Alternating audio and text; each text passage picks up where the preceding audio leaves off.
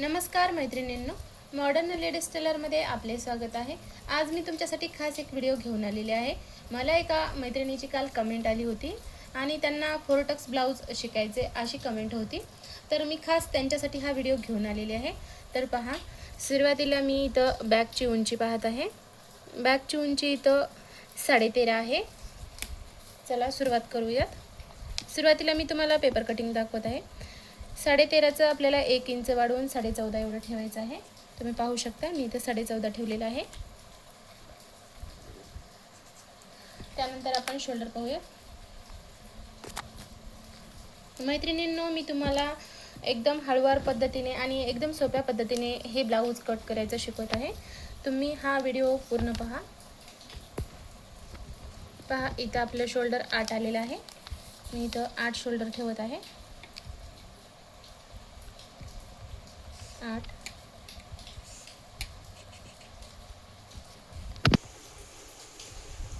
इथं 8चा अर्ध मी इथं 4 ठेवलेला आहे आणि आपलं शिलाई मार्जिन इथं मी 1.5 इंच एवढं वाढवून ठेवत आहे।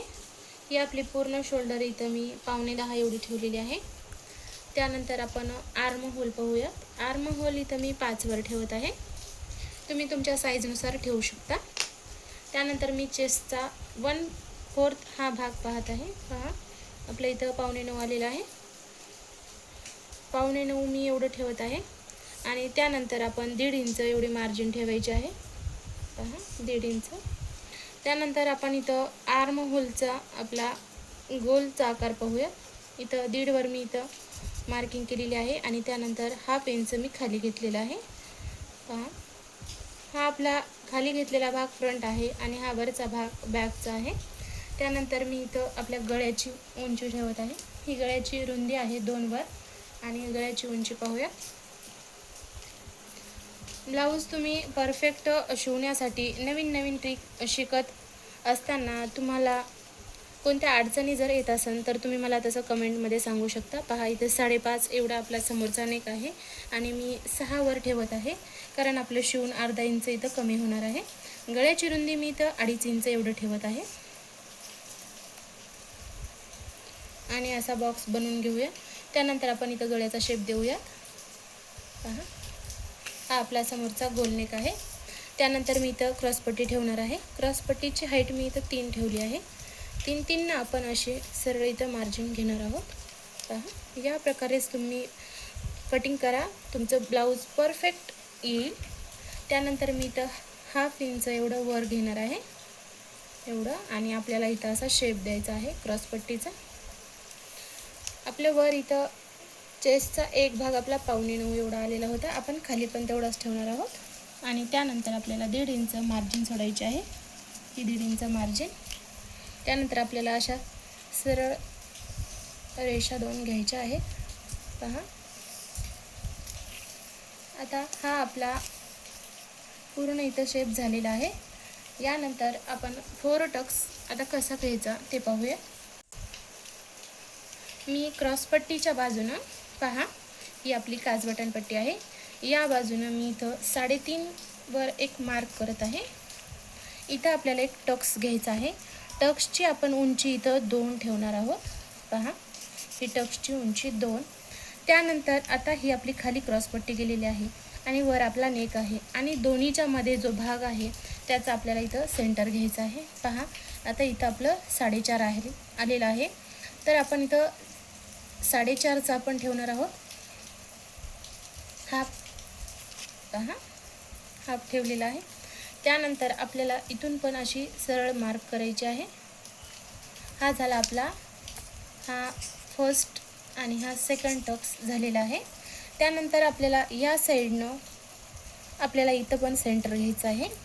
पहा, इथं 6 आलेला आहे, मी 3 वर याचं सेंटर घेत आहे।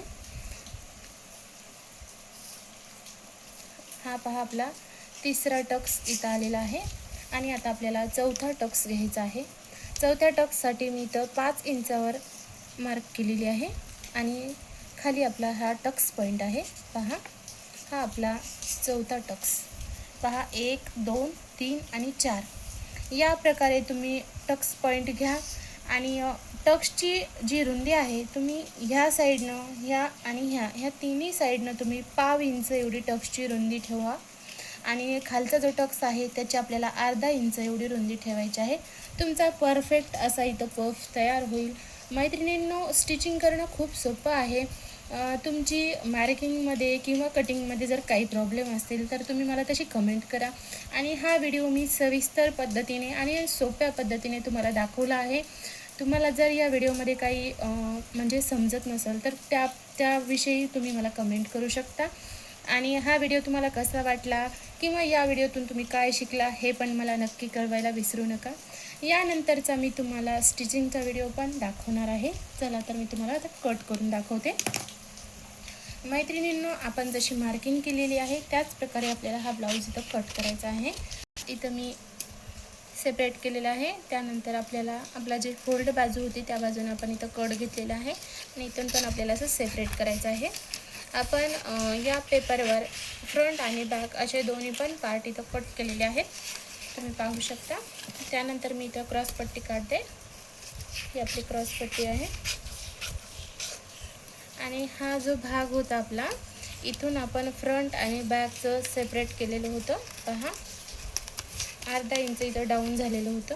हा आपला फ्रंट आहे, हा आपला बॅक होता. चला तर मग ते नेक पण कट करूया. इथे आपला नेक पण कट झालेला आहे आणि टक्सचे जे आपले 4 पॉईंट आलेले आहेत तिथं पण आपल्याला छोटे छोटे कट असे घ्यायचे आहेत. पहा, या प्रकारे छोटे छोटे कट घ्यायचे म्हणजे आपण ज्या वेळेस फॅब्रिक कट करतो त्यावेळेस आपल्याला इझी जातं.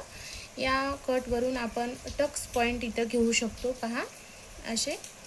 आणि त्यानंतर आपल्याला आपली जी बॅक होती त्यातून आपल्याला 1/2 इंच एवढं इथं कट करायचं आहे बॅकचं आणि खाली आपला नेक ठेवायचा आहे. तर या ब्लाऊजचा नेक 3 आहे, तर आपण इथं 4 ठेवूयात कारण आपलं शिवून अर्धा इंच इथं जात असतं.